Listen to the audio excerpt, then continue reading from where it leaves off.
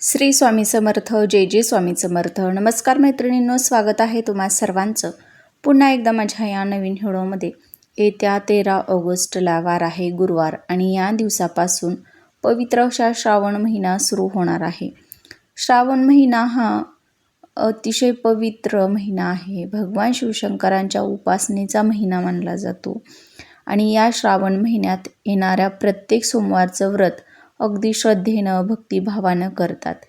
श्रावण महिन्यात भगवान शिवशंकरांची पूजा करून उपवास केल्यानं ते आपल्यावरती प्रसन्न होतात, आपली इच्छित मनोकामना पूर्ण होते, अशी धार्मिक मान्यता आहे. श्रावण महिना अतिशय शुभ आणि महत्त्वाचा मानला गेला आहे.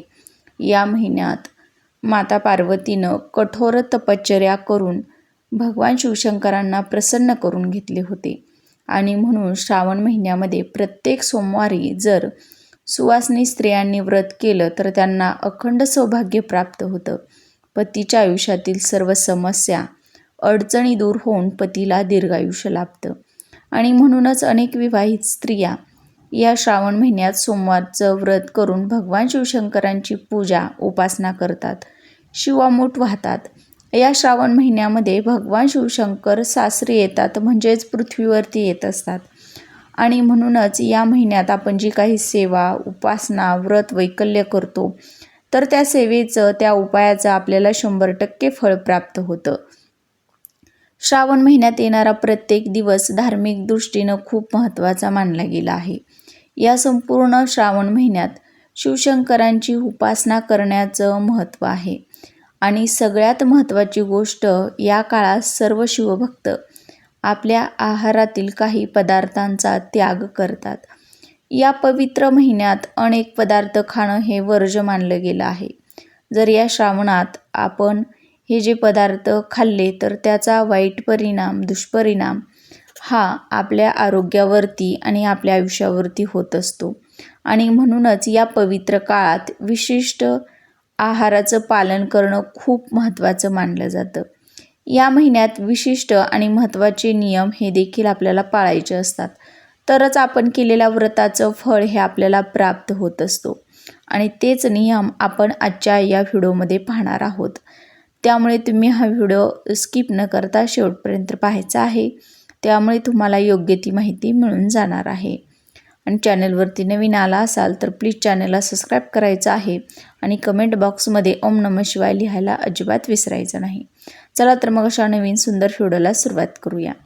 श्रावण महिन्यामध्ये आपण एक वेळ उपवास नाही केला तरीही चालेल, एक वेळ मांसाहार केला तरीही चालेल, पण या श्रावणात हे 3 पदार्थ चुकूनही खाऊ नका, तरच तुम्हाला बघा या व्रताचं फळ प्राप्त होईल. नाहीतर तुम्हाला आयुष्यभर पश्चाताप करावा लागू शकतो. घरात गरिबी आणि दरिद्रताही आल्याशिवाय राहणार नाही. घरातून लक्ष्मी काढता पायी घेईल. घरामध्ये लक्ष्मी जी आहे तर ती अस्थिर होईल. भगवान शिव तुमच्यावरती क्रोधित होतील. तर असे कोणत्या पदार्थांचं सेवन आपण श्रावण महिन्यात करायचं नाही, तर ही गोष्ट बघा 99% लोकांना माहिती नसेल. आणि मी जी हे काही पदार्थ सांगणार आहे, ज्या काही भाज्या सांगणार आहे, तर त्या तुम्हाला या श्रावण महिन्यामध्ये वर्ज्य करायच्या आहेत. हा महिना व्रत वैकल्यांचा महिना म्हणून ओळखला जातो आणि या महिन्याचं अर्ध्याहून अधिक दिवस जे असतात तर ते उपवासामध्ये जातात आणि राहिलेले जे बाकीचे दिवस असतील ते सणांवारांमध्ये गोडाधोडाचे पदार्थ बनवण्यामध्ये जात असतात. त्यामध्ये बघा आपण पुरणपोळी किंवा इतर गोडाधोडाचे पदार्थ बनवतो, पण त्यात काही पथ्य देखील पाळले जात असतात. श्रावण महिन्यात आहारासंबंधित काही पथ्य सांगितले जातात. त्याचं पालन केल्यानं व्यक्ती सुखासुखी आनंदानं आयुष्य जगू शकतो. शास्त्रानुसार बघा श्रावण महिन्यात आहाराचं पथ्य पाळल्यास आपल्याला दीर्घायुष्य प्राप्त होतं आणि सोबतच या महिन्यात केलेल्या व्रताचं संपूर्ण फळ देखील आपल्याला मिळतं. आणि अशा या पवित्र महिन्यात आपण पहिला पदार्थ जो आहे तर तो म्हणजे मांसाहार हा आपण अजिबात खायचा नाही. मांसाहार हा पूर्णपणे वर्ज्य ठेवायचा आहे. आपल्याला महिनाभर मांसाहार हा आपल्या घरामध्ये सुद्धा बनवायचा नाहीच, पण तो खायचा देखील नाही.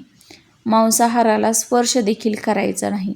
हा पवित्र महिना आहे तर तो भगवान शिवशंकरांना समर्पित आहे. या पवित्र महिन्यामध्ये आपले मन, शरीर हे देखील व्रत करताना पवित्र असणं तितकंच महत्त्वाचं आहे. हे जर पदार्थ आपण खाल्ले तर आपलं मन विचलित होऊ शकतं आणि कोणतीही उपासना, व्रत वैकल्य करताना आपलं मन एकाग्र असणं हे खूप महत्त्वाचं असतं. म्हणून आपण हे जे काही पदार्थ आहेत म्हणजे मांसाहार हे खाणं वर्ज्य करायचं आहे. आता बघा जवळपास 99.99% लोकं श्रावण महिन्यात सोमवारचं व्रत करतात आणि व्रत करत असताना आपल्याला चुकूनही वरई जी आहे तर ती खायची नाही. म्हणजे वरईचा भात जो आहे तर तो आपण चुकूनही खायचा नाही.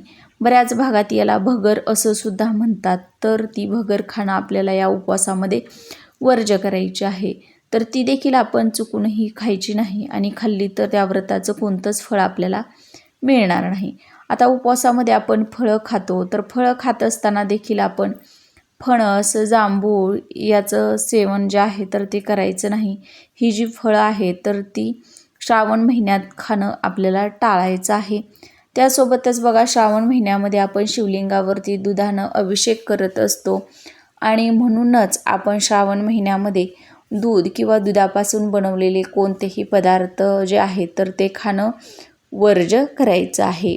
त्यामध्ये बघा दूध, ताक, दही हे जे आहे तर ते खाणं वर्ज्य करायचं आहे. ज्यांना ज्या पद्धतीनं हे नियम पाळणं होईल त्यांनी त्या पद्धतीनं नियम पाळायचे आहेत. त्यासोबतच कांदा, लसूण, वांगे हे जे आहे तर ते देखील आपण खायचे नाहीत किंवा उपवास सोडताना वांग्याची जी भाजी आहे तर ती देखील आपण चुकून पण खायची नाही. कारण की वांगे चिरल्यानंतर ते लगेच काळे पडते आणि यामुळं सर्व नकारात्मकता शोषली जाऊ शकते आणि त्यामुळेच वांग्याची जी भाजी आहे तर ती उपवास सोडताना खाणं वर्ज्य मानलं जात असतं. त्यासोबतच पावसाळ्यामध्ये बघा इतर रानभाज्या देखील मोठ्या प्रमाणामध्ये बाजारामध्ये उपलब्ध असतात. पण या पावसाळ्यामध्ये आपल्या शरीरातील पचनशक्ती जी असते तर ती मंदावलेली असते आणि अशा परिस्थितीमध्ये आपण ज्या पालेभाज्या आहेत तर ते खाणं टाळायचं आहे. कारण की या पावसाळ्यामध्ये या पालेभाज्यांवरती सूक्ष्मजीव किंवा छोटे छोटे कीटक असू शकतात आणि त्या भाज्या आपण कितीही पाण्यानं स्वच्छ धुतल्या तरी ते निघून जात नाहीत आणि त्यामुळे आपली पचनक्रिया बिघडू शकते. त्यामुळे आपण या ज्या पालेभाज्या आहेत तर त्या देखील या पावसाळ्यामध्ये खाणं टाळायचं आहे. त्यासोबतच बघा फणस आणि दुधापासून बनवलेले पदार्थ जे आहेत तर ते देखील आपण या श्रावण महिन्यामध्ये वर्ज्य करायचे आहेत. तर हे जे काही नियम आहेत तर ते पाळून आपल्याला हे श्रावण महिन्यातील सोमवारचं जे व्रत आहे तर ते करायचं आहे. माहिती आवडल्यास व्हिडिओला लाईक करा, शेअर करा आणि चॅनलवर नवीन आला असाल, पहिल्यांदाच भेट दिली असेल तर प्लीज चॅनलला सबस्क्राईब करा.